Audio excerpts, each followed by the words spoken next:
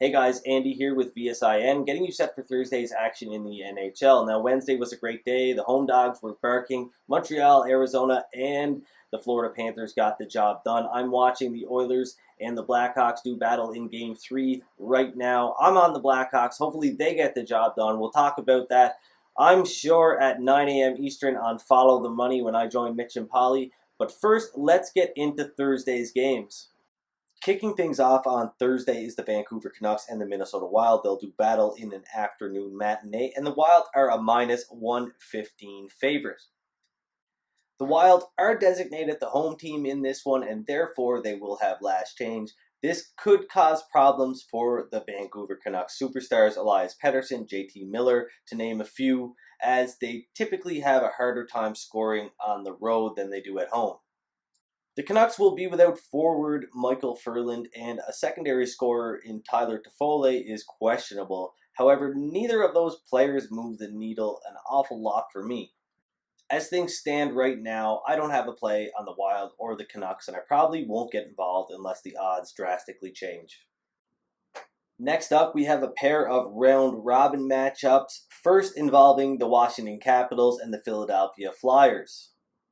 And if you're wondering why the Flyers are priced as high as plus 110 at some shops, that's because veteran goaltender Brian Elliott is getting the start in place of Carter Hart. Now, Carter Hart was a big reason why the Flyers defeated the Bruins on Monday, and a big reason why the Flyers finished in a top 4 spot this season.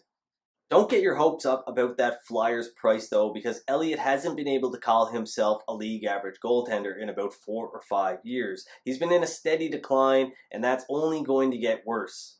With that being said, this is another play that I won't be making unless the odds drastically change one way or the other.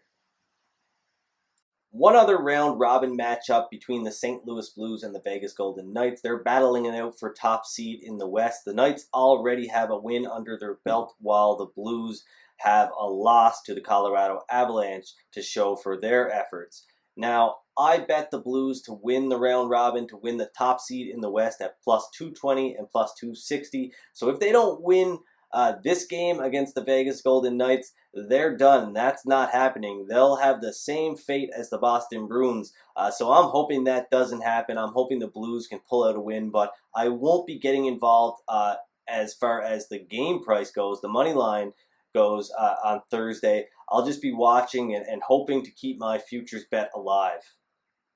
It's a pivotal Game 3 between the Columbus Blue Jackets and the Toronto Maple Leafs, as their series is tied at 1 game apiece. The Blue Jackets shut out the Maple Leafs in Game 1, and the Maple Leafs returned the favor in Game 2. Now, Jake Muzzin, arguably the Leafs' best defensive defenseman, is going to be out for the remainder of the series, and that's a big loss, and not just in the quantifiable way, because Muzzin brings a lot of intangibles. He has that meanness, that toughness, and he punishes people when they try to go to the net, and the Leafs will definitely miss that. With that being said, it doesn't always warrant a bet on the other side when a player is injured, but I do think in this case it could. Depending on where the price gets to, I like the Blue Jackets if it gets to plus 140 or better. I make the Leafs about a minus 130 favorite in this one. The Blue Jackets do have last change, and the Leafs are without Muzzin. So it's definitely an advantageous spot for the Blue Jackets here. I'm not saying they're going to win the game. I still think the Leafs will win the game roughly 56% of the time. However, I think the Blue Jackets offer value at plus 140 or better.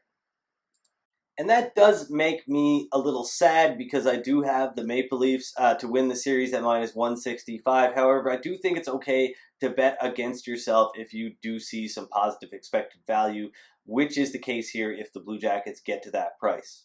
And finally, we have the Calgary Flames and the Winnipeg Jets. Now, goaltending was supposed to be the big advantage for the Winnipeg Jets heading into this best-of-5 series against the Flames. Connor Hellebuyck is a Vezina Trophy candidate. For those of you that are not familiar with that, that is a trophy that is awarded to the best goaltender of the entire season. And Hellebuyck was unbelievable. He was the backbone of this Winnipeg Jets team, and he hasn't been able to steal a game yet. In fact, he's been average at best in this series, and last game he was much much worse than that, allowing about 2 goals more than we would expect an average goalie to allow had they faced the same shots as Hellebuck did in game number 3. But Hellebuck is focused. He said this next game is going to be everything for him. He's going to use this. He's going to plan on using this. He said that after giving up 5 goals on 31 shots, the Flames better be ready to scratch and claw for everything because he's not going to make it easy for them. So this guy is laser focused, and I really like the Jets at plus 140. I liked them last game at plus 140, and I'm not telling you to up your stake or anything, but if you like the Jets at that price in Game 3, you've got to like them in Game 4, knowing that Hellebuck is going to bring his A game. Whether or not it translates into a win is another thing, but we definitely like Hellebuck at plus 140 to back the Jets to another victory and force a deciding Game 5.